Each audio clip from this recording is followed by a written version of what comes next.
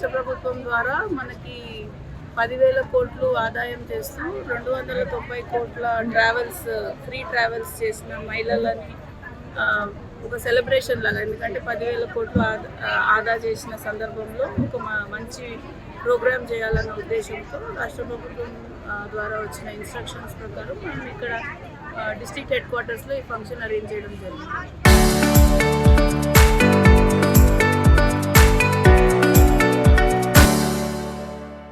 దీంట్లో వరంగల్ జిల్లాకి సంబంధించి 270 కోట్లు ఆదా అయింది. 6 కోట్ల ఫ్రీ ట్రావెల్స్ జరిగింది వరంగల్ జిల్లాకి సంబంధించి.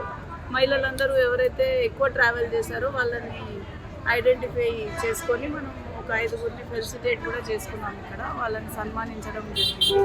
అండ్ మహిళలు కూడా చాలా ఉత్సాహంగా కూడా ఎక్కువ ట్రావెల్స్ చేస్తాము అన్నట్టుగా వాళ్ళు ఎక్స్ప్రెస్ చేస్తూ ఉన్నారు వాళ్ళ ఒపీనియన్స్. సో ఇది ఒక మహాలక్ష్మి స్కీమ్ అనేది మహిళలకు ఎంతగానో తోడ్పాటు అవుతుంది అనే దాంట్లో సందేహం లేని విధంగా మనకి ఫిగర్స్ కూడా చూపిస్తున్నాయి. మహిళల నుంచి కూడా అదే రెస్పాన్స్ రావడం పాజిటివ్స్. మండల సమైక్యాలకు అప్పయిన బస్సులు అవి ఎట్లా పనితీరు ఎట్లున్నారు? ఎలక్ట్రిక్ బస్సెస్ అయితే నడుస్తున్నాయండి. ఇప్పుడు మనకి మండలానికి ఒకటి ఇచ్చినారు. మనకైతే గీసుకొండ సంఘంకి మేజర్లీ వచ్చినాయి.